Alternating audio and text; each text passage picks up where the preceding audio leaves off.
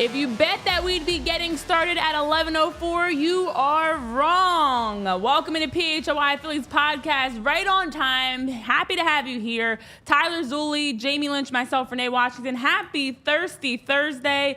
Happy, some might call it a Taco Thursday. Well, if you're going to boycott Taco Tuesday, you might as well make it Taco Thursday. Sure. Welcome into our show today. Chris, you are just holding on to that number one spot continuously. You guys got to put some pressure on Chris and knock him off his throne. Dave P, Provo and John, Hypothetical Man, Randy, nice to have you all here and excited to be able to chat today with you because it is just 6 days until we're down in Clearwater. So 6 days until we'll be bringing you our shows live from down in Clearwater. And then we're getting even closer to opening day, guys. 21 days. 3 weeks. Exactly. Wow. 3 weeks to the day that we are going to be able to celebrate. We'll be down at Bet Parks Casino. We'll be bringing in our the start of the 2024 season with you guys. So I'm excited for that. Now, And it's officially flip-flop season, Renee. it is officially flip-flop I season. can't put them back. They're out.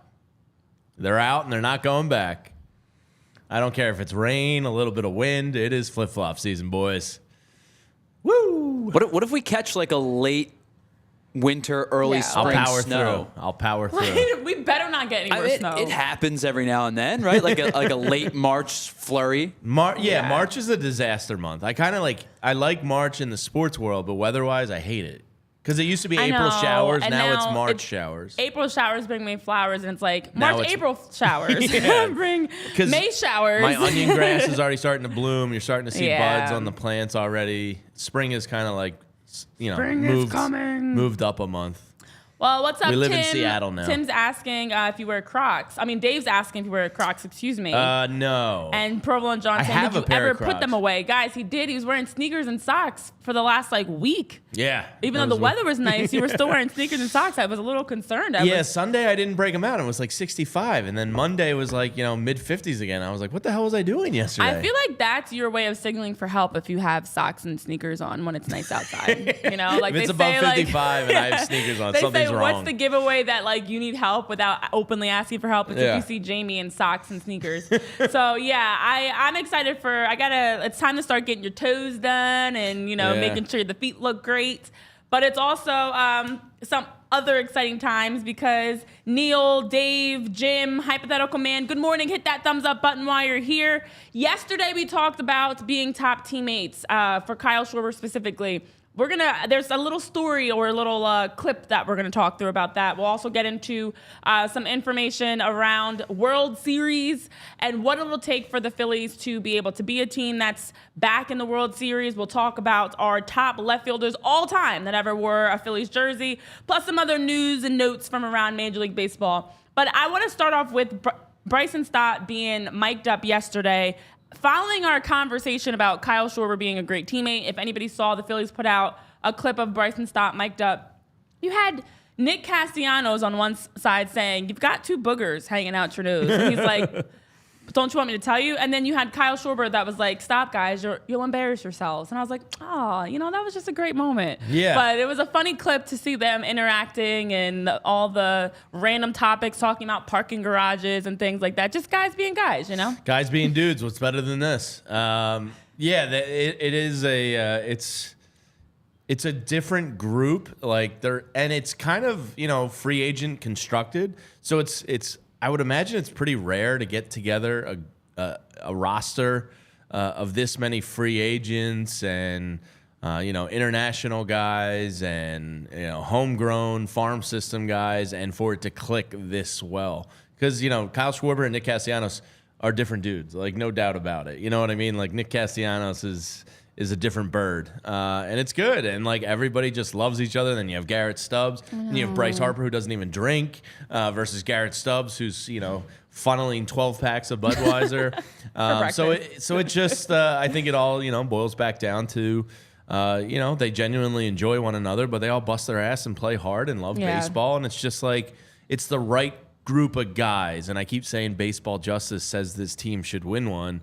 And you know, I really believe that. Like, it's an awesome team to root for. It's a great time right now. Yeah, it is. It is. And I know also in the chat, want to give a shout out, Evan Oscar joining us from England. What do you Welcome say, in. Ev? Nice to have you here, Evan Oscar.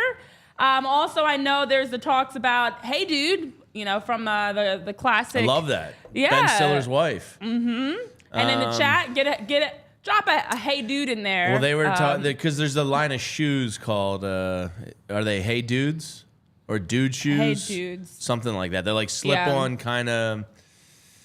I don't know, talking about half in the boat chat. shoe, half casual slip-on shoes that a lot of guys rock. Neil was I've saying heard he's got to good get things. some Hey Dudes. Yeah, I've heard good things. You should get some Hey Dudes also. I'm just a flip-flops guy.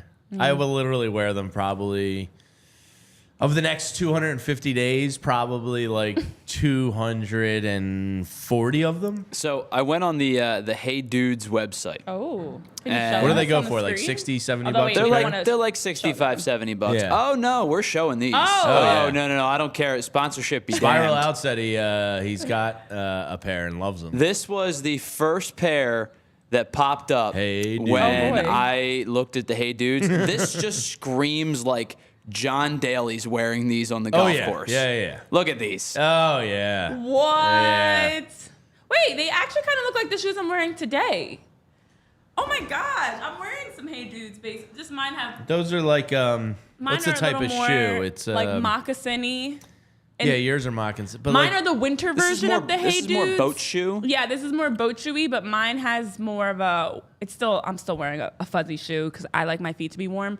Wow, that's a great shoe to rock for 4th of July. what's a chukka? That's like a boat shoe version of a chukka, and yours is more like a chukka. Are you wearing Okay, chukka boots? okay. Does that make sense? Yeah, for All sure. right, because I got some chukkas. Oh. Yeah, I don't wear them very often because I Wow. don't like shoes, but I do have some chukkas. So yours are like shrunken, it's kind of the same shape. slipper chukkas. Yeah, and I was those going are- for comfort today, but it's definitely. Yeah. Hypothetical man saying like walking on pillows. That's how my shoes feel.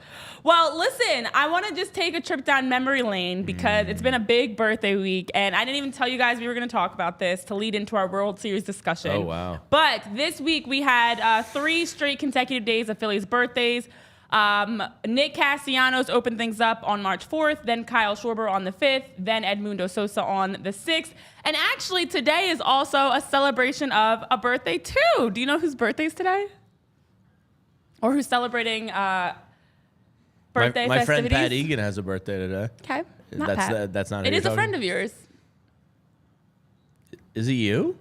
It's my half birthday. Oh my god. For a second there, I felt really bad. that I Really didn't terrible. Know, yeah, that I didn't know it was her Guys, birthday. today is my half birthday. Do you right. celebrate Now a half birthday? Does No. everybody- I actually We've been tweeted over it out. celebrates his birthday. We've been over this. I hardly celebrate my actual birthday. Today is my half birthday. There is another birthday today that's more significant than my half birthday. Today is also the birthday of Touch 'em All Joe. You'll never hit a bigger home run in your life. The classic call from Tom Cheek.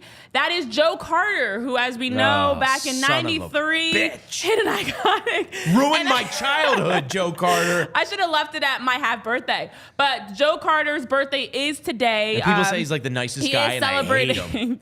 He is celebrating it. It's his 64th birthday. Happy birthday, and Joe. As we all know, back in '93, I actually blame Joe Jim hit a Fregosi and walk-off Robert home Mason run, more. Hit a walk-off home run to win the World Series. Toronto defeated the Phillies in that '93 World Series. And with that, Joe became one of just 2 ever players to hit a walk-off home run to win the World Series. Do you know who the other guy was that did it 33 years before? So back in the 60s. Bill Mazeroski. Yes. Look at Tyler. heck? Boom. Big brain on Tyler.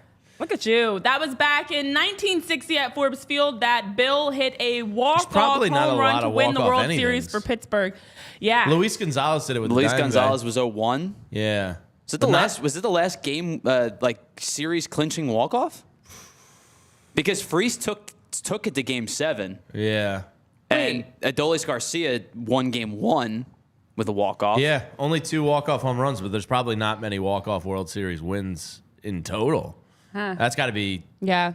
I mean, talk about an all-time memory. Damn. I know. 1993, guys. Remember like it was yesterday. I can vividly remember exactly where I was sitting, what I had in front of me, the I was TV. 1 whole year old. Well, that's nice. You don't remember any of this, but I remember the TV, the fireplace, the carpeted rug we were sitting on. I was up against the couch on the floor. I had my 93 World Series program. I remember that huge Zenith TV. They used to be like pieces of furniture. Back in my day, they were like 600 pounds, these TVs. Yeah, because I had one of those. So they'd be on the ground. Yeah, it had like a little swivel base, Yeah, but they were like but this they were wide. huge. But the screen was not the entire thing. It was like a table. It was the tube TV. Yeah, one TVs had butts.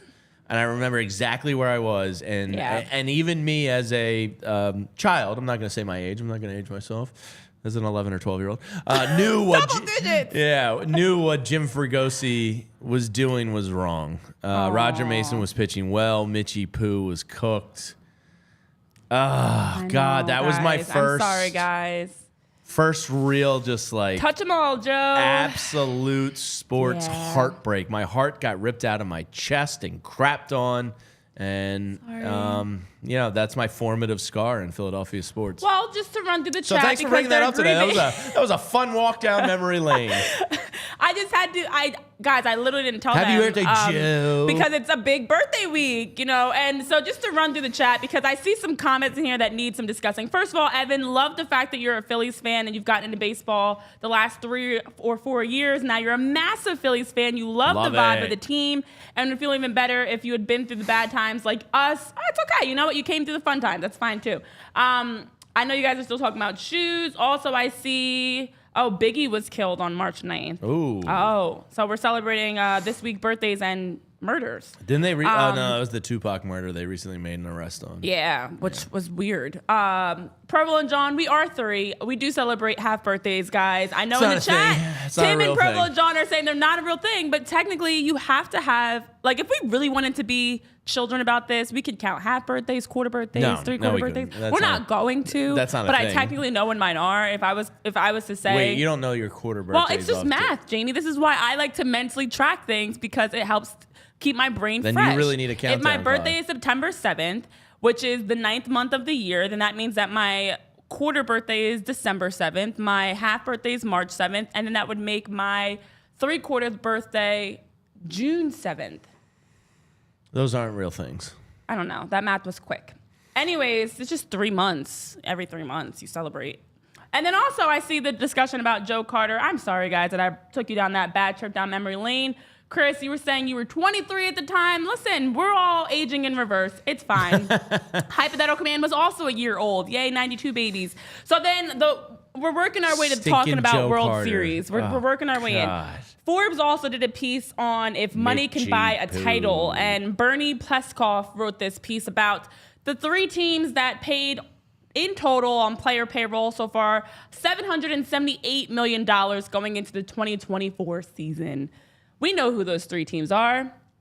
One team has paid $303 million. That is the Dodgers. The Braves, $229 million. And then the Phillies at $246 million. And in the piece, Bernie was talking about how the Braves, Phillies, and Dodgers have paid the most in payroll going into 2024. Can it help them win a World Series? Can money buy a title? And then, of course, we got your guy, Buster Olney, who put out there in the universe that he feels like the Phillies are his pick to win the World Series. Jamie, that got you a little irrational and excited, didn't it? Well, I love Buster Olney. He's like the guy that was on ESPN doing all the games as a youngster when I was growing up watching baseball, and then he just kind of grew with him a little bit. So he's always been a part of Major League Baseball to me. So I love Buster Olney, and he had his pick the other day on Twitter. I woke up, and what does it mean? Absolutely nothing. But Buster's a guy that understands the game pretty well, and he said he's going with his World Series pick to be the Philadelphia Phillies, and that put a smile on my face. So I thought I'd share it with people. Yeah, share it with the good people. A smile from Buster Olney. We need smiles. We need something to look forward to. And honestly, as the different pieces are coming out, whether it's talking about on the financial side or just on favorites overall to win it, the Phillies have been a team that have been picked. although the betting odds might not be as high, they have been picked.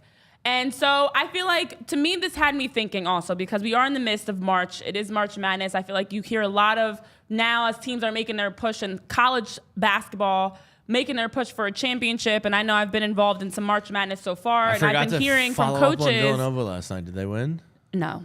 Ooh, that was a big game for Seton Hall and Nova. That was a big bubble game. So because of the fact that teams are making their push towards the postseason, what you hear a lot of coaches and players saying is, this is what we started back in June, back in the summer months that we were working towards this time. Celebrate World Series victories. This is true. So fast forward, the Phillies are now in that point now. We are in the early parts of the season where you're building that foundation towards later on down the stretch of the regular season, and most importantly, getting towards the World Series. And so obviously there's a bigger goal that needs to be accomplished. Everybody's talked about it. Whit was talking about that's why he wanted to come here. He could see that this is a group that has that locked in focus. They've already taken care of the business details, the contracts, the money. They're celebrating birthdays. They're having fun, connecting as a team and locking in on the minor tweaks that they need to make. And so, Jamie, I'm curious, what do you think? And I'd love to talk through, let's cement this out in the world, and chat, join us. What does the Phillies, what do they need to be working on right now? There's always something. Everything has a meaning. There's always something you're preparing. You're building the foundation of your team. If you had to pick, a couple key things that jump out at you that we need to be seeing in these early parts of March that we want to see from the Phillies that helps them down the line, what are they? I would go with the youth. I think Orion Kerkering and Johan Rojas are getting trusted immensely by the Phillies in the way, opening day is going to look. And I think those two, they don't need to set the world on fire, but they need to look like they belong day one. Because if they don't, if Johan Rojas looks overmatched at the plate and, his defense is a plus, but there's a point where, even in the 9-hole where he's hitting, he has to look the part. So I really think Rojas and then Kerkering, they basically counted on him to take over these 75 Craig Kimbrell innings. And let's not forget, Craig Kimbrell was perhaps the team MVP for the first 3 months of the season last year. Yeah. Him and Bryson Stott. So, those are two pretty big roles. So I think if you're going to get off to a strong start here and potentially compete for the division and not just the wild card, I think those two have to kind of in the first month of the season look the part in a major way. Yeah. And I don't need Johan Rojas hitting 310 or something. I just need him hitting at least 240 because his on base isn't going to be high. He's not going to command... He doesn't look like the guy that's going to command the strike zone and have a huge on base. So he's got to bat around 240 with an on base of 285 to 300, and I can live with that because of what he brings you defensively. And then Kerkering just has to. I think he's got the right mindset, but he's got to go out there and look like a beast because that's a big spot they're counting on for him. So if I had to pick one, I would go with the youth of the team really has to step up and answer the bell. Yeah. I think for me, it actually would be depth, kind of piggybacking off of that a little bit because of the fact that it's such a long season and injuries happen. We obviously know Brandon Marsh needed to get a procedure done on his knee, and Alec Boehm had neck spasms. Even outside of the Phillies, you saw Ronald Acuna Jr. had to get flown out to see an orthopedic because he had some irritation around his meniscus. This time of year is a time, yes, you're trying to slowly ease back in, you're trying to work on things, but you also want to make sure long-term you're keeping your guys healthy. And so I think depth allows... HGH. Just start injecting them all with HGH. Just spike the water supply at the minor league complex. No. Good health. No. German blood cycling. Let's get some German docs in the building. Let's really promote good health here. But what helps? Bidets on all the toilets, squatty potties. We're talking off the field health, on the field health. Wait, what is there? We can get them AG1. What is the bidets? But good butt health in 2024. We need help. We need good health all over the place. Why did you go with all the health options? The health, including mental the health, bidet. digestive health, mental health, yes. gut health, yes. Body, arms, and limbs and elbows. They need some Olipop and AG1 in there, some bidets, some squatty potties. Squatting potties. Yeah, that's promotes good health too. That's the proper way to poop. To squat. That's how the human body was engineered pre-toilets to poop, in that position. So that's the way your body is designed to poop. This is no BS, Renee. Squatty Potty, you need to advertise with us. I will sell you guys. That's true. So Squatty Potties are good for health. So I'm just saying. But again, there's so. Yeah, we got the mental health covered. We got the Olipop and AG1 prebiotic stuff covered. Okay. The good health on the field, you just kind of got to cross your fingers a little bit. We take care of everything behind the scenes. Right. Thorough. It's thorough. Exactly. You know, you want to really. It's a whole. Process, you're attacking.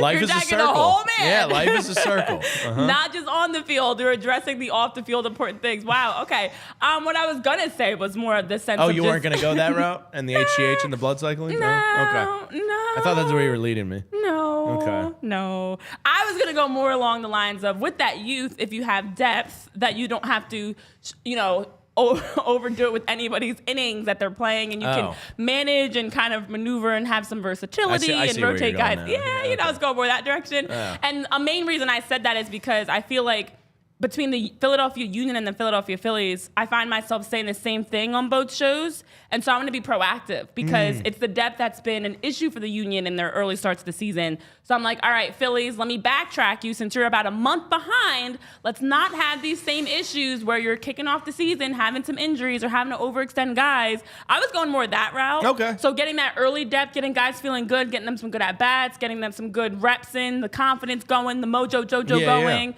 Powerpuff Girls. Don't know what that is.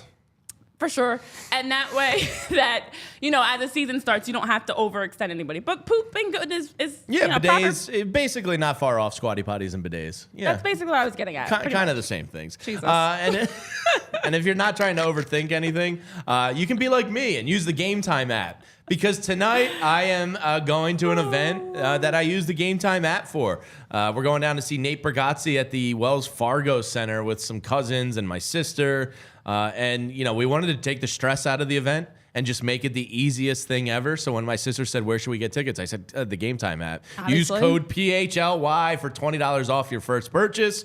And when you're seeing a comedian, it's much like a play, or you really want to know the image of your seat view. Am I blocked by a pillar? Am I, is my view good? Am I off too far to the side? So, Game Time brings you the image of your seat view. It's the easiest place to buy tickets to your favorite events, whether it's sports, theater, comedy, music. I've used it now for a couple of events, and it is awesome every single time. They have flash deals and last-minute tickets. Easy to find and buy tickets for every event in your area. Lowest price guarantee, event cancellation protection, and job loss protection. Basically, the Game Time app has your back. So forget planning months in advance. Game Times has deals. If you wanted to go tonight, you could go on Game Time right now. Grab some last-minute tickets to whatever event it is. And if you find tickets somewhere elsewhere for cheaper, the Game Time guarantee means you'll get the best price. If you find the same section and row for less, Game Time will credit you 110% of the difference. So snag the tickets without the stress with Game Time. Download the Game Time app, create an account, and use code PHLY for $20 off your first purchase. Terms apply. Again, just create an account, redeem code PHLY for $20 off. Download Game Time today. Last minute tickets, lowest price guaranteed. And you know where else you can make sure that you can always simplify the process and have the price match guarantee? That's over with Empire Today. That's right. So with Empire Today, you get the chance to shop at home. You can also find the right products for your needs. It's quick and it's professional installation and a price match guarantee. So what does that mean? Empire Today is the best place to get new flooring. And of course, they have a lot of others that try to compete, but nobody can beat the quality of Empire Today, the service, the speed, and the way that they have just tremendous products that you can bring into your home. So Empire Today won't promise the lowest prices because, who can, but they will promise to put and give you the best options and flooring for your home. So with Empire Today, you're shopping for floors. It becomes a lot simpler. They have the virtual floor designer, which allows you to see how the floors may look in your space. As an HGTV junkie myself, I like to visualize what any sort of home decor changes, remodeling, renovations are going to look like in the house. And with the virtual floor design, you can do just that. Snap a picture, see instantly how those new floors are going to look in your home, how they look in that specific room, and now you can browse through. So shopping for floors at a big store can be, a benefit, but also shopping with Empire Today, it just becomes that much easier. You don't have to worry about the frustrations of shopping at that big store. You don't have to worry about feeling overwhelmed. You can talk to someone today who's been able to help and can see what makes most sense for you. So schedule a free in-home estimate today, and all listeners that are tuned in right now can also receive a $350 off. That discount is when you use the promo code PHLY. Restrictions do apply. So head on over to empiretoday.com/PHLY for details to get that $350 off of your purchase. You know the jingle. Well, you don't know the jingle, Jamie. You're the jingle 1-800-588-2300 Empire. Every time it's on, I always do that part though. Okay. Yeah. Oh, you're the Empire. Today. Oh, Yeah, there you go. gotta There drop you go. the hammer on the today a little bit. Drop that hammer for sure.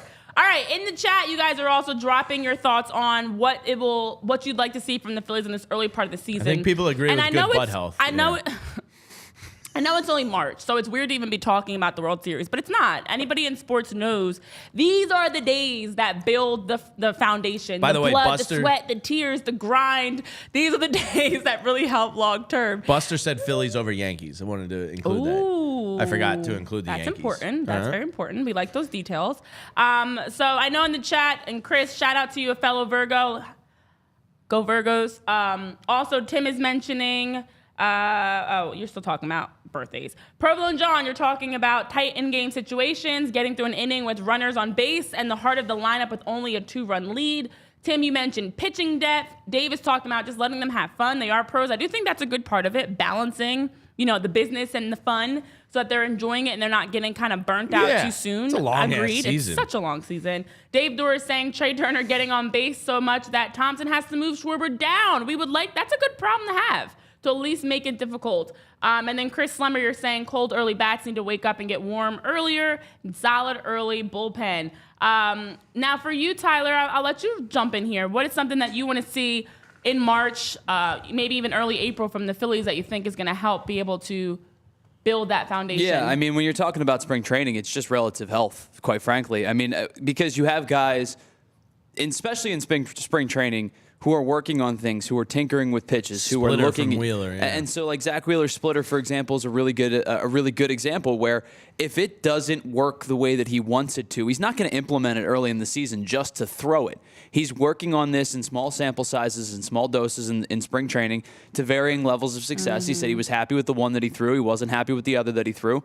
And if it doesn't work in the last couple of outings in spring training, he's not just going to say, all right, let's just start throwing 20 splitters a game, 15 splitters a game, even 10 splitters a game. He's going to use it and work on it on the side during his bullpen day, if he's throwing any type of live BP, and that doesn't happen often during the regular season. But a couple years ago, there was a guy, Miguel Vargas, who was with the Dodgers at the time, who was not cleared to hit, was not cleared to swing the bat. They sent Vargas up to the plate to track pitches, to get his timing down, to see pitch out of hand, to see spin rates, to see all those kind of things. So spring training to me is a relative evaluation of 95% of your roster. It's really just getting rhythm. It's getting timing. So results to me don't matter. If you give up 4 home runs in a spring training game, Yoshinobu Yamamoto did not pitch well yesterday. Just based on the box score. But if you watch some of the hits that he gave up, they were bleeders. They were bloops. There was not a lot of blasts. It was a lot of soft contact. And so spring training to me is about the process. It's about evaluation. It's about getting timing. It's about getting footing and staying healthy. So the numbers don't mean anything to me. Schwarber struggling early doesn't mean anything to me. He's going to struggle in the regular season, Harper struggling early doesn't mean anything to me. Johan Rojas, if he went out and hit 800, it also doesn't mean anything, because you can't say the bad. Juan Soto's hitting 750 right now. You don't think that's going to continue throughout the season? No, it's very unlikely. No. So wow. the thing is, you can't say the bad doesn't matter and then say the good does matter. Right. So you have to stick with both, and neither of them numerically matter when it comes to March 30th when the regular season starts. So it's really just a process, and I don't even want to use the word evaluation. I know I've used it a couple times, but it's really just it's timing, it's reps, it's plate appearances. The metrics World Baseball Classic. The metrics don't matter to me. So what I'm looking for in spring training is guys to not get hurt. That's all that I can ask for. Yeah. And I think there's a big continuing underlying underlying theme between all three of our answers as well as the ones that are in the chat. This is the time to make those mistakes. This is the time to try things, whether it's getting the youngsters involved early, the depth, or even, as you mentioned, just the process of trying the versatility in your mechanics and things. And I know in the chat I'm seeing it is about, you guys are agreeing it's about the process. Trust the process. I don't know. TTP. We're going to use those TTP. We're not going to go TTP on this one. But it is absolutely important that in this early part of the season, you don't allow the box scores, the results to sway you from pulling the plug too quickly on the guy. I mean, as you mentioned, Yoshinobu Yamamoto in his second start in 3 innings pitched, gave up 6 hits, 5 runs, 3 walks. Listen, if you're going to pull the plug on him because he had one bad spring training performance, that's a disservice to his talent. And it's the same for anybody across, definitely for the Phillies specifically. Give them a chance, give them an opportunity. And today's another opportunity, of course, game time starting at 1:05 p.m. Aaron Nola gets to start on the mound against the Rays. And then also in order, you've got kicking things off, Johan Rojas at the top. All right. Bryson Stott, Edmundo Sosa, then Aramis Garcia. Who's been having a really hot spring. Yeah, I don't think he can make the team, but it's good to have somebody in Lehigh. Rodolfo Castro, Matt Kroon, Nick Podkol, Cal Stevenson, Carlos De La Cruz, all in the starting lineup for today's game. Of course, we also know that minor league camp did begin as well. So this is a great time. Get all the youngsters involved, get them reps, get them going, see who can maybe lock in a spot, and see who has potential for the future that you might need to call on and utilize. But let's get into some trivia, Jamie, for Tyler. I know you have some trivia you want to swing his way. Yeah, around I hope Phillies pitchers. He didn't look at the show sheet, but Todd Zulli had a piece of trivia in his newsletter yesterday. I wanted to throw Really it at hope Tyler didn't do his job. Yeah. Oh, no. Well, did you look? see it? I didn't look at the trivia question. Cool. Oh, It's okay. only the question in the show sheet. No, it's not I didn't. the answer. I did not look at the question. Okay. The piece of trivia courtesy of Todd Zulli, Tyler. This was off of Zach Wheeler's greatness in the extension. 5 Phillies pitchers have thrown 40 or more innings in the postseason. Zach Wheeler's 2.42 ERA is second. Who is first? Choices are A, Cole Hamels, B, Steve Carlton, C, Aaron Nola, D, Cliff Lee. Yeah, so my immediate thought was Cole Hamels, just because of how good he was in 2008. And then again, he was really, I think he only had the one start against the Reds in 2010, but I think he threw a complete game shutout in that game too. So my immediate guess is Hamels. Cliff Lee throws a wrinkle into things because how good he was in the 2009 postseason. I mean, he won both games of the 2009 World Series for the Phillies. What was the threshold? 40? 40 innings, yeah. 40 or more innings. I want to go Cole Hamels, and I know I'm going to kick myself if I don't go with my gut, but Cliff Lee sounds enticing. I know Hypothetical Man in the chat is saying that he's going with Lee. I am going to go Cole Hamels, but it probably is going to end up being Cliff Lee.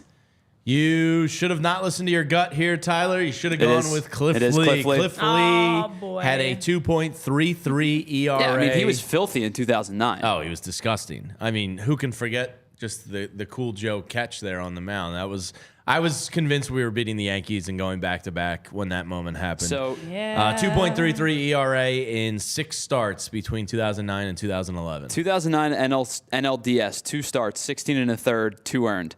NLCS, 1 start, 8 innings, no earned. World Series, 16 innings, 5 earned runs, which is more than I thought it was because he was so good. One game he let up like 2. Didn't he let up 2 in like the first inning in one of them? And then he like tightened the hatches. Do you have the box scores in front of you? I don't know. Okay. Not important. I think if Todd wanted to be a little trickier, he could have thrown Ranger Suarez in the mix. So he won Game 5, but they won 8-6. Okay. And he gave up 1 in the first. 1 in the first, okay. But they ended up. Oh, okay. So he pitched 7, and they were up 6-2, and they tried to.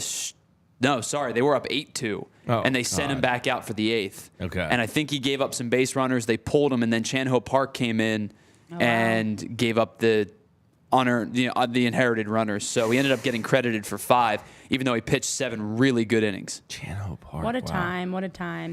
Yeah, I know I see in the chat different hypothetical man. You were saying Cliff Lee. Nicely done. Chris was guessing Steve Carlton. And then, Jim, you're mentioning your only 2 Phillies jerseys, Cliff Lee and Zach Wheeler. That's a nice collection there you've got. Dave is asking if Cliff got abducted by aliens. He got hurt mid-season, and was never seen or heard from again. And then I know, Matt, you're talking about he would like Tyler to play the Cliff Lee fart drop. Tyler. Takes you back to our it's our a shame radio that Cliff Lee days. became such a miserable leaving town. Cole because Hamels' weird. playoff ERA is 3.4. The guy stinks. Well, it's higher than I thought it was going to be. I would have said like 2.8. Yeah, Cliff Lee was burping and farting on reporters at the end. It's, 09 was a problem. 7-2. I was going to say his World Series hangover, and I don't mean literal hangover, but the World Series hangover year, he wasn't great in the postseason. 7-2 in the NLDS, 6-5 in the CS, and a 10-3 in the World Series. Yeah, if he was normal Cole that year. I still don't think they win that year. The Yankees were the best team on the planet. But you got a much better series. chance. Yeah. Because those are brutal. Pedro pitched well Pedro in the did back pitch half well. of the season. Yeah. I always forget that Pedro was... But as Neil says, he did leave Pedro in too long. Yes. He should have never faced Matsui. Was it the 3rd time through? Yeah. And hopefully next week in Florida, we see Charlie. We'll ask him about that. Yeah, exactly. Why did you leave Pedro in? Why is one of your worst decisions ever to leave in a near 40-year-old pitcher? But by the way, to everybody in the chat and everybody watching and listening, next Thursday and Friday, we got some cool stuff brewing here as we will be live at the Bay Care Complex.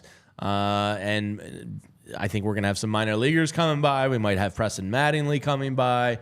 We might have some former players. Shane Victorino's an instructor down there. Juan Samuel and Larry Bowe are always around. So hopefully we got some good stuff in store next Thursday and Friday for you, as we'll be broadcasting live from the Bay Care Complex down in Florida. Yeah, we also have some great stuff just in general that's happening here at PHLY. Let me tell you a little bit more about what we've got going on. Not only are we getting ready for our very first PHLY spring training takeover, as Jamie was mentioning, we'll be down there able to hang out and grab interviews and be in the mix, and it's going to be exciting to be a part of that with Philly Sports Trips. A great chance to, as Jamie's mentioning, interview some guys and get to have these conversations with them directly.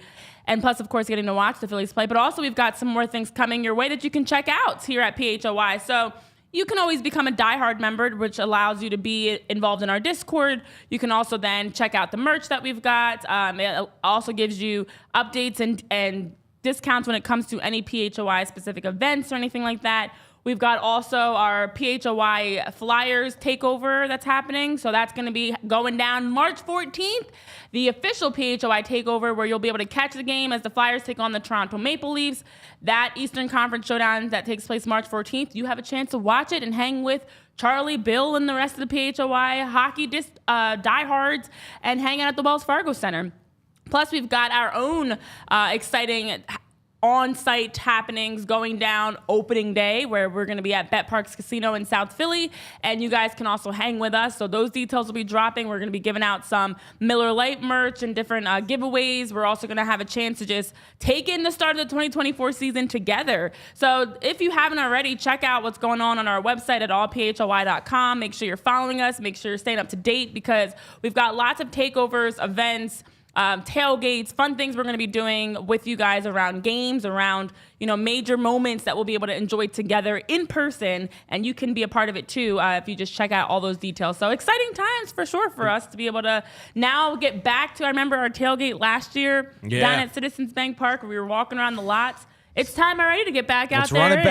Let's run it back and go further this time. It's time to go hang out. So, Mopar, you're saying hello from sunny Clearwater. He is there the week before us. I remember him saying that. Yes, you are. I hope your trip is going well. And definitely, let's have some fun. I got whacked last night. Oh, boy. That means you're having fun. Yeah, I can't wait to get there myself. And if you're looking for some great gear to get yourself ready for either the season or spring training, whatever it may be, maybe you're just looking for some cool accessories to go on your golf bag. you need a Phillies, golf shirt or whatever it may be, FOCO has got you covered. Use code PHLY because FOCO is a leading manufacturer in sports and entertainment merchandise with a product line that includes apparel, accessories, toys, collectibles, novelty items, and plenty more with some of the best officially licensed gear in all sports and fandom. Say you're going to a basketball or hockey game currently right now. Show your love off with team-branded friendship bracelets. Whether it's hoodies, jackets, beachwear, or even overalls. Oh, that means we get to break out the overalls again. There is something for fans for almost every occasion. And FOCO has hooked us up here in the studios with lots of great pieces for our sets and office. FOCO always has our back for Philly sports, and they have yours too. Get the best gear around by using the link in our description. For all non-presale items, use the promo code PHLY10 for 10% off. All right. Well, I see Mopar saying it's 74 and sunny. Enjoy that. Definitely. I know Provolone and John, you're asking about the All NFL show that hasn't had an episode since the Super Bowl. I don't know.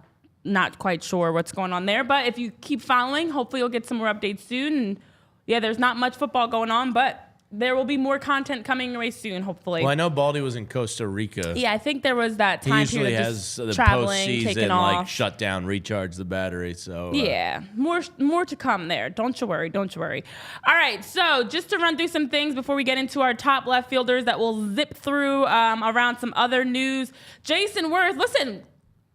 Former Phillies are out and about in these streets, living their best lives. Let's start with Jason Worth, who, if you haven't heard his name connected to this horse, learn it now. Door Notch, I think is how you say it. I think you nailed it. Yeah. I'm the pronunciation guide and king everybody in the office whenever they need like a player name or say a horse's name. That nobody ever. So everybody comes to me and says, Jamie, am I saying this right? And I go, you got it. Okay. So you nailed it. Good Thanks. job. Oh, Yeah. thanks. Mm-hmm. Okay. So I am Jason the foremost authority on on pronunciations.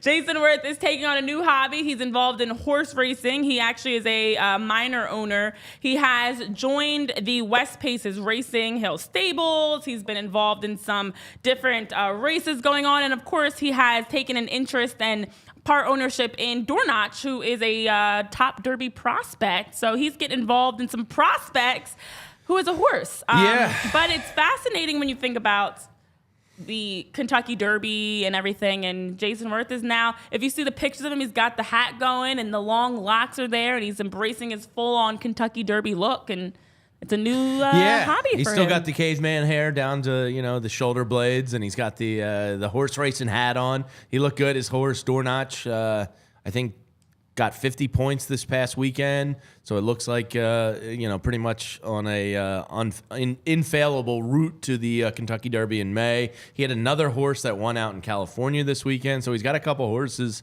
He says he got lucky with Door Notch. I watched a little bit of the interview. I was going to say I hate how successful people just continue to be successful in like whatever they do. But he fully admitted he got lucky on Door Notch. So I'll throw down a couple shekels on Door Notch in the Derby if he's running. Yeah. I love Jason Worth. I hated how people talked about him when he left. Who wouldn't have taken $125 million? So I was Who among us? What year did he leave the Phillies? 2011? Maybe 2010. 2010 was his last year? Yeah, 2010 was his last year. Yeah. So I was a formidable, angsty teen when Jason Worth left, and I took it as the biggest personal slight in the history of America that Jason Worth left for not just left, but left for the Nationals. And it took me until I became an adult with a fully functioning brain to realize, like, hey, moron, this guy just took $100 bazillion. His grandkids' lives were forever altered. I think you'd move to D.C. too to take that kind of money. And it allowed Listen, him. I love y'all, but if somebody offered me $100 million, you'd never see me again. If WHDC pops up in the All-City Network and they want to offer me $125 you guys million, get a nice Christmas card from me and mine. Tyler and Renee. Yeah. Listen, for him, he grew up working on a horse farm near his house in Springfield, Illinois. Oh, okay. He also said he, was so just fascinated by horses from a young age, but never had direct contact. He just continued to follow the sports from afar, and then was golfing. You want the story of him golfing with a thoroughbred owner, And then just connecting through that of, after he got to know the guy more and more, he slowly transitioned into horse racing. So, listen, when your pockets roll deep, you have the ability to pick up some expensive hobbies and just do fun things. Like, just decide to get into horse racing, which is not cheap at all. No. The Very horses expensive. alone, and then having to the trailers and transporting them and all the training and things that I'm no expert, but from what I hear, it's extremely expensive, even the maintenance. So Yeah. congrats to Jason Worth on that. But there's another that is out there living his best life. We saw him riding the waves on his boat. We've seen him out hanging and fishing and just living his best life, mostly shirtless, it seems like a lot of times, or in a tank top or something. We talked about the 11 former Phillies yesterday that are still looking for a team. Well, this one doesn't look like he's looking that hard for a team. In fact, he looks like baseball has retired him. Tyler, I know you've got the image of our one and only Jean Segura. Can we take a look at him out there? I love this picture. That is thriving. I just need to be in some warm tropical type water. I know, like this. right? Doesn't that look so nice? Oh man, He is a thick man. Like, dude is jacked. Yeah, Just all around, from the ass to the shoulders to the tries. Like, Jean Segura is a walking muscle. I don't think I would pick up an octopus if I saw it. I was gonna say, if you could flash it again, because he's holding a lot. He's got an octopus on the left, and there's I think 4 or 5 fish on hooks on the right. But what I'm curious about is are you just going in? Is this you going in bare? How are you? Maybe he's got a net. Maybe he already caught them and then got in the water to take the picture, because he's not bare hand catching these things. I don't know. Are you? I can't put that past Jean Segura. He might a bear. He might get him with his teeth. Is he Tarzaning out there, just going in and grabbing the fish by the hand? I don't know. Octopus. Maybe. I mean, some people do. Jamie, you're supposed to know all these things. People do hand fish, so yeah. I can't put that past him. Octopus? The octopus, I don't know. That maybe is a trap or a net or something, because they're pretty quick when they move, right? And they'll squirt you. Well, some are probably docile. Shoot their ink at you. I mean, I don't know how that works. What a great picture that is, though. I would say he's retired. I think he's done. I don't think he's looking for a team. I think he's looking for where to grill where to cook that fish and the octopus and eat good, because he's living his best life for sure. And I would take the Jean Segura retirement plan. That looks fun. That looks pretty nice. Where do I sign up for that? I saw a vid. That was a good job by Alex Coffey. I follow him on Instagram too, and he's a pretty fun follow. There was one a week ago where he was just riding on the back of the boat and just chilling. Yeah, then I was like, damn. Good for you, Gene. Enjoy retirement, buddy. Yeah, must be nice. Must be nice. All right, well, let's get into it, because we've been doing every day our rankings by position for best Phillies all time. And we have no time restraints on this, which now we're realizing once we got to left field, we possibly could have, because we already did our right fielders and our top center fielders in our previous shows. If you missed it, you can check it out on YouTube or on our podcast platforms. Today, we're going to get into top left fielders all time. Anybody that played with the Phillies, and we're looking primarily at their best years with the Phillies. Now, this was a tricky one, because there's been a lot of left fielders that go back over 100 years, to clarify. And no, we didn't get to see all of them play in person, guys. And if you did, good for you. Congrats on living over 100 years. Real quick, I forgot. Jean Segura is making $10.5 million this year from the Guardians. Hypothetical man says. Yeah, what do you need to rush for to a team? You're good. Damn. Good for you, Gene. You're getting paid to just live your best life. It's a win-win. Where do I sign up for a deal like that? He's their third highest paid player. Good for you, Gene. That's insane. Get that bag. Love that. Anyway, back to the left fielder. Sorry. Yeah. No. All good. So this was a tricky one, because of the fact that there's such a wide span of players, and there were a number of guys we could have included. All right. I'm going to, as the guy that's currently rewatching Ken Burns baseball, I'm going to be the ageist that says it. Pre-1900 baseball was a different element than post-1900 baseball. I think it was around 1905 when breaking balls started coming into the picture more. The elevation and speed happened. A lot changed at the turn of the century. So Ed Delahanty, I'm sorry, I'm going to be an ageist here, and I'm going to keep you out of the top 3, because I think 1887 baseball was a little bit different than the turn of the century baseball. I still think they were club-ish at that point, meaning guys could sign up and try out. And it wasn't, I don't believe they had full contract, like the contract situation also turned at the turn of the century. So like basically, I kind of put my foot down and said 1890s. We're gonna exclude you. Sorry. Ed also didn't just play for the Phillies in Philadelphia. He played for the Philadelphia Quakers as well. Listen, it was a completely different time, as you're mentioning. When we were scrolling through the different names, you're talking, guys, this is before the merger and when you still had the Negro Leagues and Major League Baseball, before you had even World War I for some of these guys. You're going back into the World Wars. You're going back into a lot of different things, the black and white pictures and everything. So a lot has changed. Ed was, as you mentioned, his years 1888 to 89. Then he played for a decade from 91 to 1901. Was a two-time batting champion, Hall of Famer, and had a fantastic career, but okay, and yes. and I just want to clarify also, it was the start of the dead ball era around the time one of our guys gets in. So there was very specific rule changes that also had a big impact on it, favoring pitchers. First, the size and width of home plate was changed from a 12-inch square base to a 5-sided figure measuring 17 inches. So the plate got bigger, and the strike zone also got much bigger. And secondly, foul balls began counting as strikes. So, like, turn of the century was, I don't want to say a different game, but, like, major changes. So, for that reason, we're ageist. Yeah. Sue me. Well, congrats to Ed. He was one of the greatest Phillies to start off the Hall of organization for sure. Top of our list, because I feel like it actually is easier or more difficult as you go down. So we are going to start off the top of our list with Del Ennis, who played with the Phillies for a stretch from 1946 through 1956. He was number 2. No.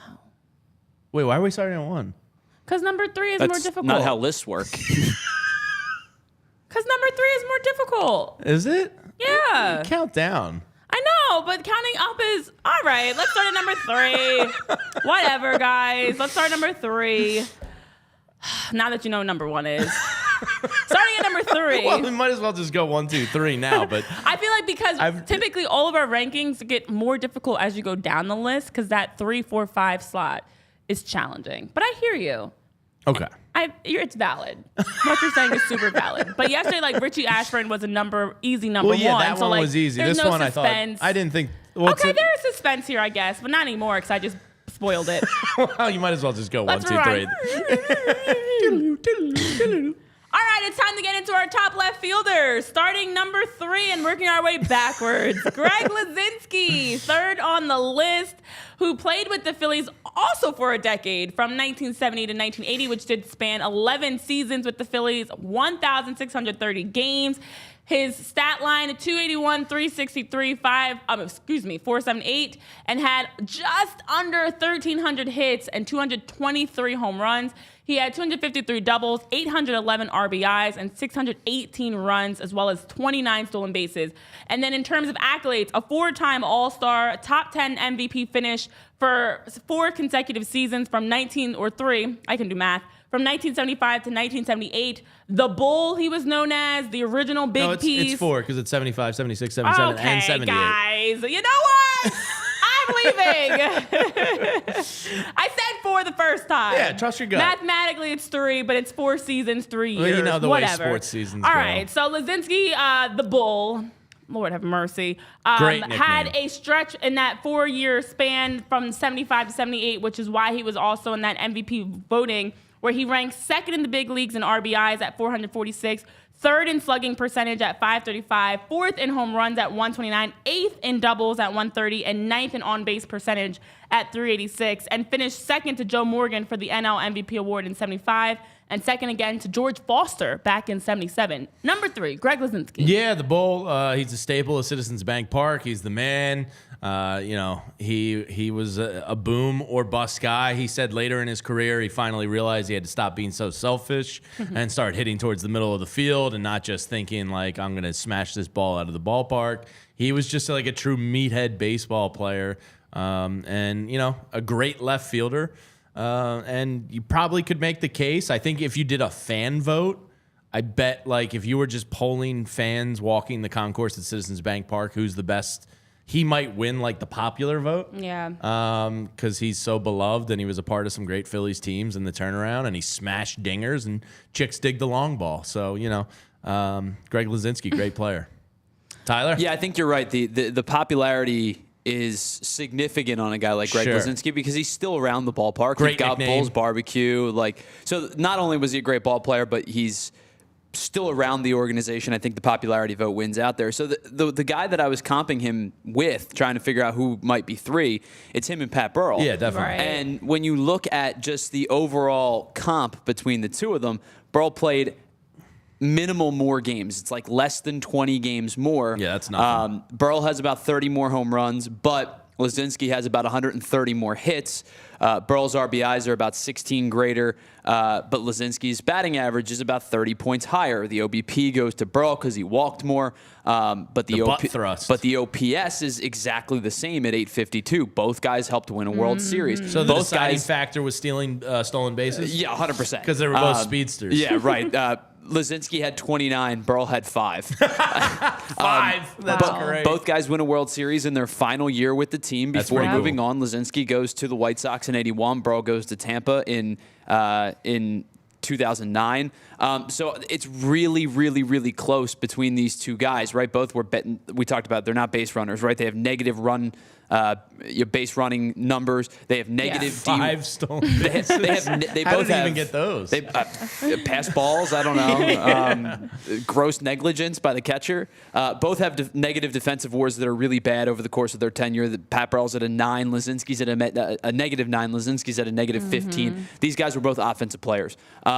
You could probably flip a coin and decide between these two guys. Luzinski probably gets the nod with the higher average. If you want to go strictly off of home runs, Burrell has the 30 more home runs. So either way, I'm okay with either. Yeah, they're basically the same player. Exactly. Yeah, I they're know very Sean comparable. Ortiz and Barbara Carroll in the chat. You guys were talking about Pat Burrell. Listen, Pat Burrell's one that we definitely toyed around with, and it was tough. We actually found ourselves having about 4 or 5 names that we had to put in 3 slots. And as you were mentioning, Dave, in the chat, a few of these guys were guys that were before our lifetime, including none other than our number 2 player on the list. Now, here, you want to talk about going back, and we should have capped it like we did Guess That Stance, Dave Dorr. Well, we're going to really take you back down into history, into the early 20th century, when none other than Sherwood Robert look at that card. Sherry McGee Look at was that. That's playing beautiful. for the Phillies. Now, he What a goes by beast. the nickname Sherry. His full name is Sherwood. I feel like that's important to know here. 11 years with the Phillies, where he played for 1,500 games. His splits, a 299, 371, 447. Also had just over 1,600 hits, 75 home runs, 337 doubles, 886 RBIs, 898 runs, 387 stolen bases Sherry in had 1904 wheels. to 1914. And in 1910, he led the NL in runs, RBI, batting average, OBP, slugging percentage. Listen, Dave, we stop cannot with these go guys. with the history of the game without giving, our credit to the guys that got things started back in the day. So Sherry McGee, who, if you really look, he had a 48.3 WAR with the Phillies, which is 16 points higher than any other left fielder in the modern era. Obviously, it was a completely different time, completely different world back in the early 1900s, but he does still rank among modern Phillies left fielders. He still ranks first in runs, doubles, triples, on-base percentage, and stolen bases, and second in hits, RBIs, and batting average, and 4th in home runs, and 8th in slugging percentage. He was hitting home runs at a time that home runs weren't even as popular. And the whole encyclopedia, guys, the Phillies Encyclopedia called him one of the superstars of the early part of the 20th century. Yeah. Sure. He was the original sabermetric 5-tool player. Yeah. No lie. Saber.org, Tyler calls him a 5-tool player. And Barbara in the chat is right. His 1910 season dominated baseball. So back in the day, were they 4-tool players since power didn't exist? He was it the didn't first matter? 5-tool player. Look, yeah, there's a drawing of the guy. Right it's about very the old. Model T, Just Google- 5-tool player. Well, like Google the, his engine, pictures. the engine There's started, real and then pictures. people started 5-tool player. That's what we're talking Yeah. about. There's another tool. Yeah, I mean, it was the start of the dead ball era, and this guy offensively dominated, which was pretty rare then because, as we just talked about, everything was in favor of the pitcher.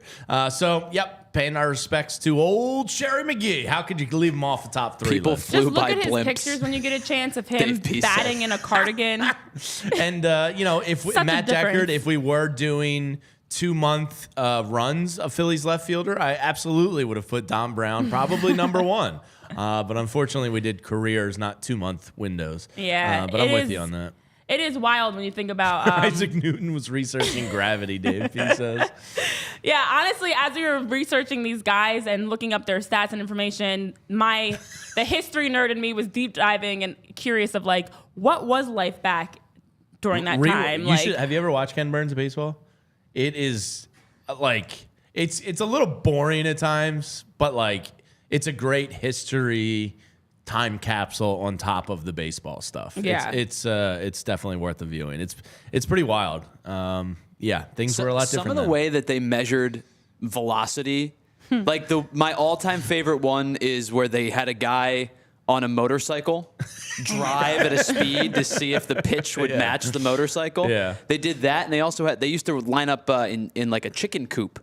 They lined up wire, gosh. and it would pass through the wires. And whatever, Jeez. I don't remember exactly how it worked because I'm not good at math or science, but it would pass through the wires and they would. But they knew the electrical speed current. But the or thing something. was, every time it would pass through a wire, it would technically slow down a little bit because it was making contact. So they just start guessing. So they were saying guys that were getting clocked, like Walter Johnson, for example, guys were getting clocked at 90, 91, like Walter Johnson was. They say Walter Johnson probably was throwing 96-ish, yeah. And so, he truly was, he was throwing hard for then, too. Yeah. But, he truly was a guy that would have continued to throw hard until, basically the mid-2000s. Yeah. Well, and my old man algorithm now, I started watching a show the other night, The Men Who Built America, and it was all about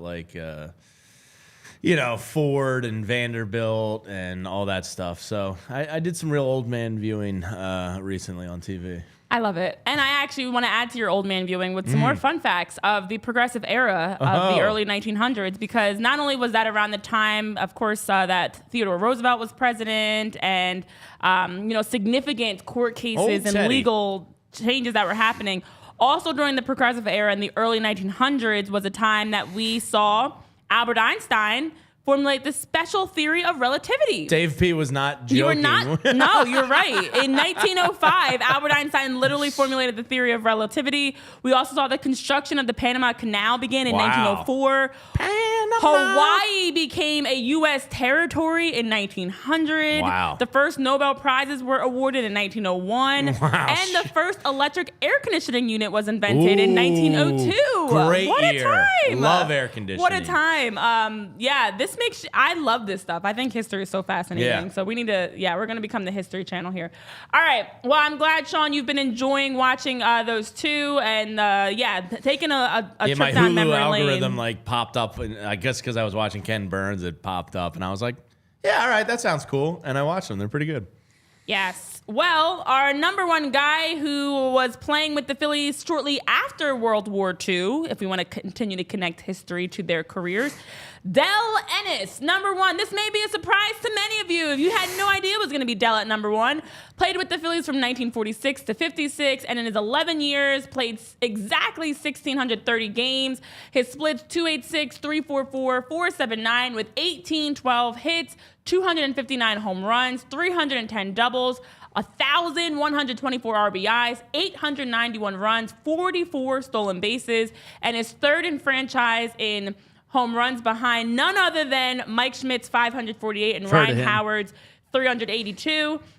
Del Ennis, who continues to hold records.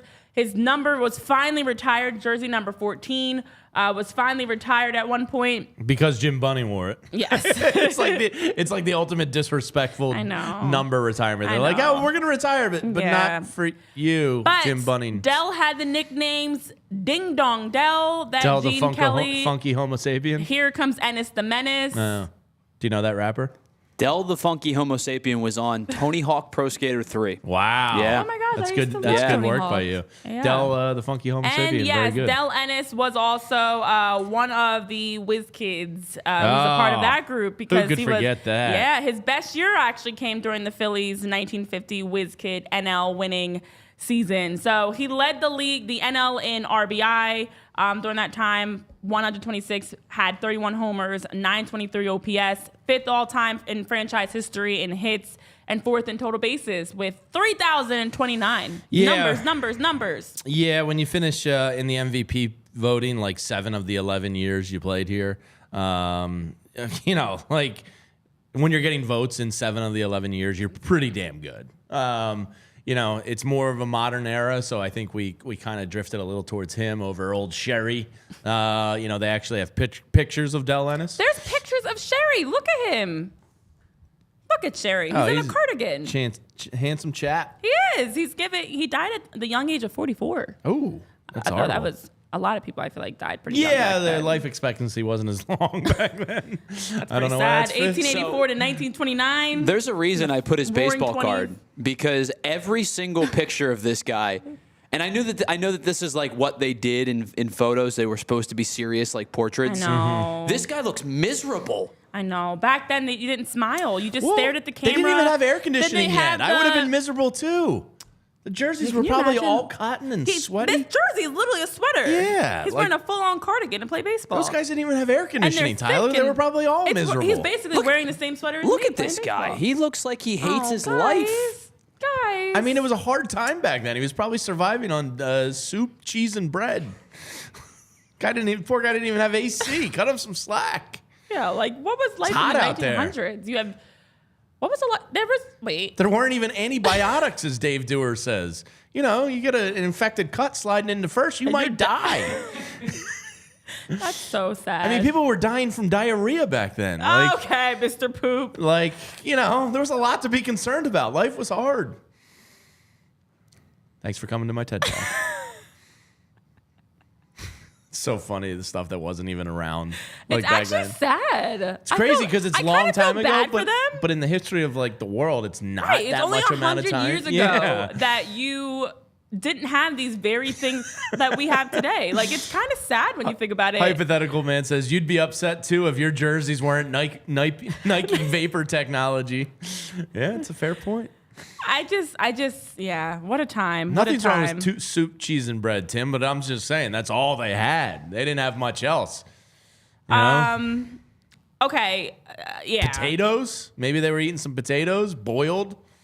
So the inventions that shook the world in the 1900s, and this is all of the AC 1900s. might, no lie, be like my number one because I'm a bitch. I would not have survived in the pre-air conditioning world. I don't know the years for these because bear with me, I'm Googling them on the fly. But these are just to give you an idea of things we have today that weren't back in the early in the 1900s that Sherry was cracking. working through. Because by 1901, he's still dealing with these struggles. Yeah. They didn't have radio. So for all of you that dislike the Wow. radio in your car, airplanes. So the blimp joke Could was you that- imagine waiting to get the box score and today and be like, man, 0 for 4 again? This guy sucks. You have to 36 wait. hours later? No pizza, Dave P saying, yes, right, he's Mr. Poop. Of course, the air conditioner, the vacuum cleaner, JB. Wow. JB vacuums our studio because he's a vacuum cleaning sicko. Mm-hmm. You wouldn't be able to vacuum the studio. You'd probably be picking it up with your hands or something. Yeah, sweeping sucks. It Yeah. doesn't do the job. I don't even know if brooms were around yet. And disposable razors. I'm pretty sure they had brooms. Disposable razors weren't around. Yeah, you're weren't going to get around. the straight blade cuts, huh? Yeah. Yeah. And with a Tractors, sword. assembly lines. So came, of hypothetical course. man posts something from his bio. Oh. On the ball field, McGee is so fussy most of the time that people who did not know him naturally form the opinion from his actions that he is a born grouch, wrote the Philadelphia Times. So Tyler is correct. He was a He grouch. was very miserable human grouchy. being. Yeah. He was. You didn't even have coffee. They didn't have instant coffee. Oh, my until God. 1910. So he was running on just sleep, which we know is not instant enough. coffee. They probably had coffee. Yeah, but what's do you have to wait for how long? I don't even know what coffee. I mean, it was probably the slow drip. Like, I don't yeah, know, it like takes you maybe hours. probably hours to get your coffee. Escalators, you're walking up and down stairs. Oh, who's got time for that with no AC? Tea bags. Tea bags. Now we're all right. I'm gonna leave that alone. Sherry. Jesus. At least you took the high road for once. All right, I'm done. Not gonna touch that. Brownies and peanut butter and jelly sandwiches. Oh, peanut butter and jelly my God. They didn't have peanut butter and jelly Wait, sandwiches when was peanut until butter and jelly sandwich invented? 1900s. When? I don't know. I need a year. I'm Googling on the fly, guys. I'm trying to find Does it. somebody as we actually speak. own, claim Well, peanuts ownership had to of be created, inventing the peanut butter? by George Carter. Carver, Washington, right? Yeah. Peanut butter? Yeah. He invented peanut butter. Yes. Yeah. I knew that. I knew that. Yeah. I don't know the year that peanut butter and jelly was created, and hot fudge sundaes. Oh, I wouldn't have made it without brownies, hot fudge sundaes, and peanut butter and jelly sandwiches. That's it for me. That's the deal breaker. But they did have the hand cranked cameras in 1912, so by then you could see these guys with a hand cranked camera. So it is a little odd. I know I saw in the chat. In all seriousness, we have to go back to 1946 for the top left fielder that ever played with the Phillies. And to be honest, as we were going through our top five, They were still using outhouses potentially. you Modern- would bring up the bathroom. Somebody brought it up, and I looked it up. And Y'all know it was that's- around 1900 that John McAdam invented modern plumbing system. You had to boil And water he was over an open flame. Yeah, he was credited for inventing the flame. sewer system and modern toilet. So That's why they're miserable. poor Sherry McGee's having to walk out to the outhouse in 18-degree Philadelphia winters. No wonder the guy's miserable. in the heat of the summer with his Yeah, sweater with no on. AC to with come no back AC. to. So you go He should when be you, number one on the list. He had to overcome a He lot. had a lot of adversity. Yeah. Yeah. I think we got to bump it's Sherry up. But when you look at this list, Can't believe Sherry didn't have Uncrustables. I know, Matt. What It's is no life way to without live. Uncrustables? You pop one of those we're things so in the air spoiled fryer. these days, guys. Woo! Del Ennis in 1946. Sherwood Robert in 1904. Poor Sherry. Greg, 1970. That's one of the more recent ones. One of the most recent top left fielders was in 1970. Ed, 1888. 18! We didn't even go down the list of things that got invented in the late 1800s because I don't even know. I can't believe And then plumbing's Pat that was young. the most recent from 2000 to 2008. Time for a top left fielder is basically what this means because we got to get this list So up to Brandon date Marsh, and up to this. get on there, would you? Yeah, more. We need more in this century besides just Pat. So, well, this has been fun. I've been enjoying our history lesson because this has been quite a blast taking this trip down memory lane. I remember all these days like it was yesterday of Yeah. what was invented. Guys, in the early we have a 1900s. really difficult So- decision coming up tomorrow. Third base is tough. Really I'm not hard even one gonna to be on the show decide who's tomorrow. number one. Oh, yeah. I don't know. We will communicate over chat. So, obviously, number one at third base is Pedro a lock. Feliz. Yeah, Pete Happy. Yeah, he's a champion. Yeah. 2 and 3 is going to be... Ty Wigginton in the 12 games he played there. Yeah. Don't forget Wes Helms. Wes Helms Charlie for sure. Hayes, Yep, Greg is Dobbs. definitely up there. David Bell, do you say him? No. Yeah, David Bell. Yeah, we gotta for get sure. In there. But the Dick Allen versus Scott Rowland debate is wow. That's in all. Yeah. That's. I mean, I think somebody's certain awards push them ahead, but it sounds hot takey to say. But when you actually do the side by side player comparison, third base rankings are going to be very tough. Oh, I meant number one. Number one's going to be really hard. Yeah. The All greatest right. to ever play it, or everybody else. Yep. Well, some fun facts for you as we leave and wrap up because we're already over, so why not continue this fun train going? Yes, as we talked about, if you take nothing away from this entire hour plus of the show today, here's your nuggets of information. Willis Carrier invented the air conditioner in 1902. What a We had the sweetheart birth of a of the man. teddy bear in 1902. What did kids even snuggle with at bedtime? Rocks. In 1903, Poor Sherry, he was snuggling Edward rocks. Binney and Harold Smith co-invented crowns. What did you color Like with? teeth? Oh, crayons. Crowns. Crayons. We're not doing this again. We're doing this again. The Wright brothers invented the first gas-motored and manned airplane. Crash that thing In right the into the Outer ground. Banks, idiots. Then, of course, we had vacuums and the first helicopter, cars, and William Kellogg invented cornflakes so you could have your Ooh, cereal. cornflakes. Yum. And that's That's just where the Sherry beginning. got all of his power. There it is. Babe from Ruth got it from cornflakes. beer and hot dogs. Sherry got it from cornflakes invention. Must have been a pretty wild time. Oh, and ecstasy was created in 1913. Oh. There's priorities. Oh, we There's see what priorities Sherry's on that retirement note. was all about. Yeah, there you go. Wow, ecstasy The was... Merck invented 10 years after like air conditioning and That's plumbing. sad. This is the priority of our wild. world. The Merck chemical company patented what is now known as ecstasy back in 1913. Wow. There you go, guys. On that note, Did Coca-Cola still have Coke and in it? shout then? out to Mary Phelps Jacob that invented the bra, because what were women doing without bras? I believe that's officially referred to as the over-the-shoulder boulder holder. before. That was grade school. Does anybody remember that? The what? The over-the-shoulder boulder holder. That was like the grade school joke. No, it was not. Yes, it was. Not my grade school.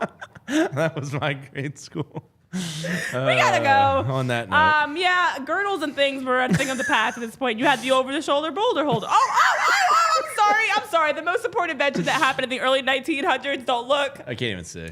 Flip-flops. What year? 1919, Jamie. You had the flip-flop circuit invented. Beautiful. And then shortwave radios were also invented. You might have been born in 1919 at this point. Pop-up yeah. toasters, arc welders, flip-flops, and radios. There you go. Wow, I can't believe flip-flops got in there with radios. And I know. That's What a pretty high time. praise for the flip-flop community. All right, it's time to go. Me and Jason Kelsey are very happy about the year 1919. The more I keep scrolling, the more random things I'm finding. But it's time to go. We'll have more updates around rankings. Of course, we're going to continue working through positions tomorrow.